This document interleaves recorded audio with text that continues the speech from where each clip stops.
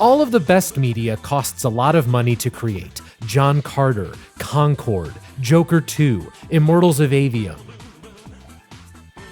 Wait a minute. Y'all ready? Let's go! Cash rolls everything around me. The first album on this list is one that you can't listen to. Once Upon a Time in Shaolin is the Wu-Tang Clan's 7th studio album released in 2015. And I say released because it's never been made publicly available and only one copy exists in the entire world. It was sold off in a 2015 auction. The winning bidder was Pharmaceutical Bro and Stupid Evil Dumbass Guy Martin Shkreli for $2 million. Coincidentally, this makes Shaolin the most expensive album ever sold. Shkreli spent the next 2 years threatening to leak it and even destroy it because he's a Stupid Evil Dumbass Guy. But he went to jail in 2017, and the US government seized his assets, including Shaolin. It was then sold to the NFT company Pleaser DAO, with whom it resides to this day. So why did it cost $3 million to make? According to reports, it's a double album, 31 songs long in total. It was recorded in Staten Island and Morocco. Cher is on it. The Barcelona FC football team is on it. What also might be contributing to that amount is the packaging. Like, are you seeing that? Come on now. Like, look at that. Ooh, that had to have been at least $7 of the total cost. People who have heard this album at listening parties, like one held this past year in Tasmania, have said it's pretty good. Maybe not on the level of 36 Chambers, but certainly a highlight in the group's discography. Don't worry though, if you want to hear it, Wu-Tang Clan will release this album on October 8th, 2103. I personally can't wait to listen to it when I'm 108 years old. Now, if you like your music to be audible, then this one will be right up your alley. After the 2009 MTV VMAs, Kanye West was pop culture's #1 jackass. His next album would be, in his own words, a backhanded apology. He went off to Honolulu in late 2009 and rented the entirety of Avex Studios 24 hours a day. Not only were Kanye and his engineers and his producers working around the clock, but so were the myriad of collaborators who also flew out to Hawaii and stayed there. Opulence was the name of the game here, and the game was for the N64. Their time in Hawaii lasted about 6 months, with some extra sessions happening afterwards in Burbank and NYC. All in total, this beautiful, dark, twisted fantasy cost about $3 million to make. Also, brief housekeeping bit, I'm ranking these albums by how much they cost to make at the time of their release, but in the event of a tie, the tiebreaker will be how much they cost adjusted for inflation in 2024. My Beautiful Dark Twisted Fantasy released in November 2010 to reviews such as people loved it, absolutely loved it. And specifically for this discussion, it sounds expensive.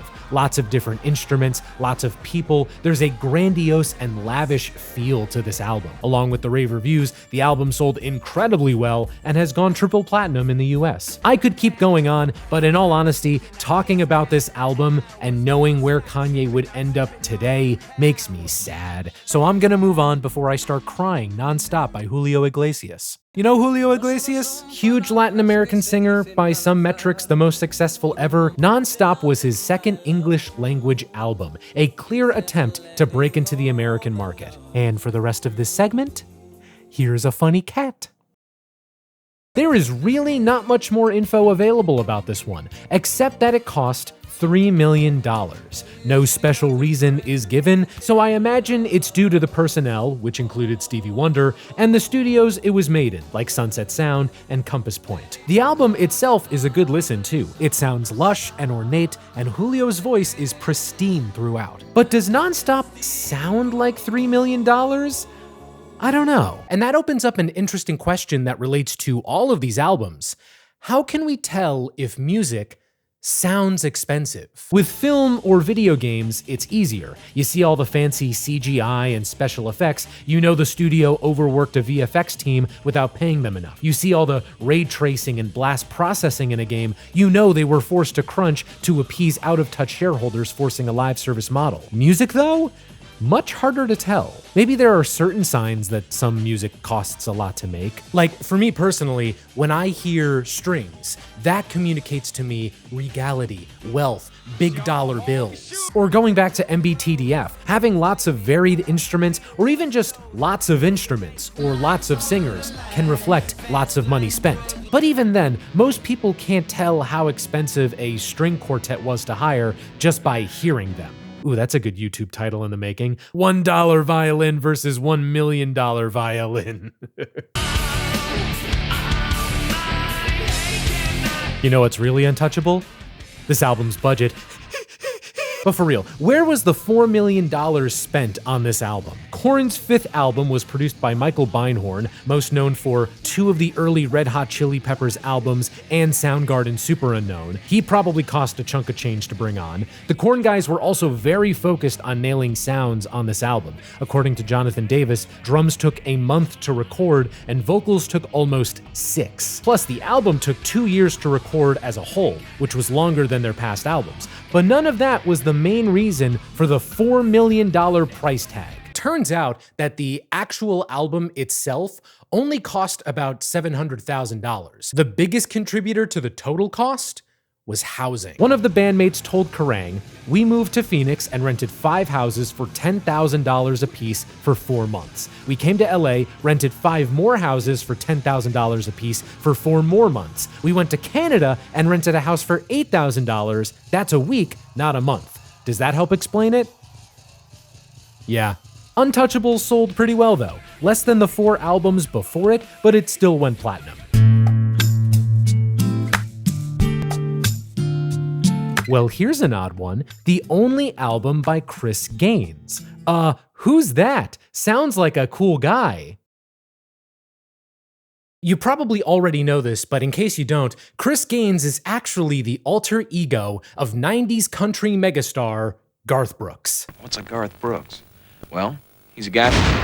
In the late 1990s, Garth and Paramount were developing a feature film called The Lamb about the fictional Chris, and as a teaser to it, a pre-soundtrack as they called it, Garth made this album. He promoted it a ton too, with an SNL appearance where Garth hosted but Chris performed, and a VH1 Behind the Music episode. All that was on top of the album's $5 million cost. What can I say? Garth raked in big bucks in the 90s, so he also got to spend big bucks. Now, if you've never heard of The Lamb, that's because it never existed. The film never got made. But the album sure did. Instead of Garth's usual country, Chris Gaines was more pop and even R&B. Lead single Lost in You is a great example. I played every field, I suppose, but there's something. You ever hear Childish Gambino's cover of it? You're around, baby, I have found I get lost in you.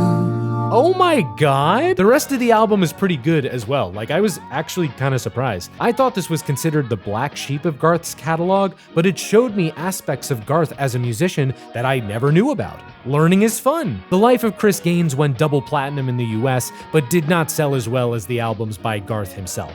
Though in an interesting twist, Lost in You remains Garth's only top 5 Billboard hit. I've seen this echoed before, but if Garth had just put this out under his own name, it probably would have done better. Why he felt the need to separate it with a whole new persona is unknown, and it certainly confused the public. Still, this is the most interesting musical thing Garth Brooks has ever done, just barely edging out his most recent album only being sold in Bass Pro Shops. You'll love to see it. But you know what I don't see much these days? Musicians talking about their album costs. The only times I hear anyone say, "This album cost so much to make," it's usually followed by, "And it put me in debt for several years," or, "And I'm still paying my label back." Even for the biggest, most financially secure artists out there, you usually don't hear that info from them these days. Like, how much does a Taylor Swift album cost to make? I imagine a lot, like at least $1 million, but I have no idea.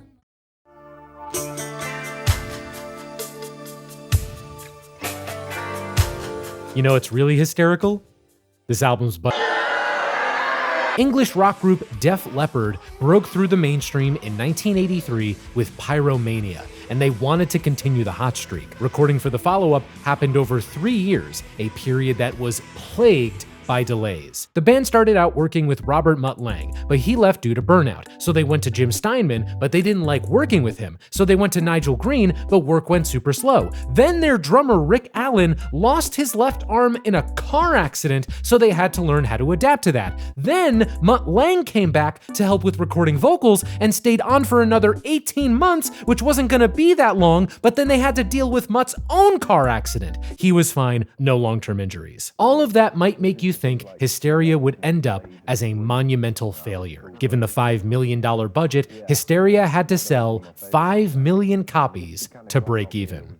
Oh, baby! 20 million copies sold, several big hits like Love Bites and Pour Some Sugar on Me, and rave reviews at the time and to this day. Not bad at all for, as their lead singer envisioned it, the hard rock version of Michael Jackson's Thriller. Speaking of Michael,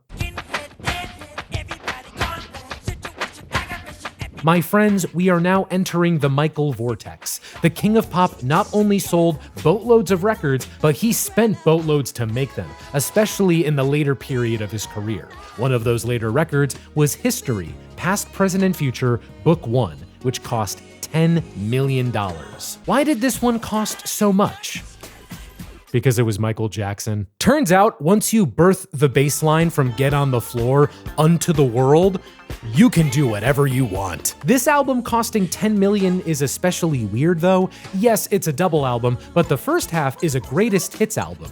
I've never seen that before. The second half has all the new songs that were largely influenced by things that, if I bring them up in passing, will turn this video's comment section into a goddamn war zone. As such, this is, relatively speaking, an abrasive, confrontational album by Michael. Still has great songs though. I personally would go to bat for both Scream and They Don't Really Care About Us as some of Michael's best songs ever. And MJ went all out to realize his vision. Dozens of collaborators, 11 studios, and his well-known perfectionist tendencies layered on top. It all just makes you want to yell.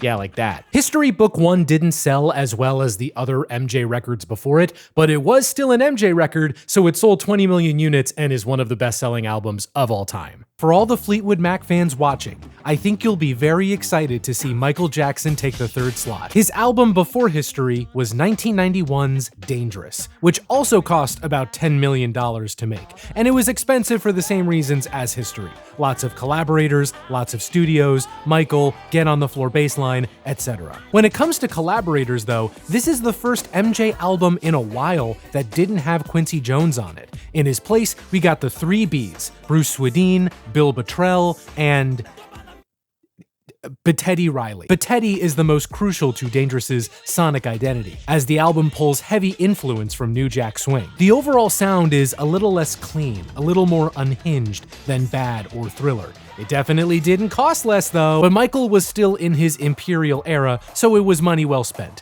Dangerous went on to sell 32 million copies worldwide, and score 9 hit singles like Remember the Time and Black and White.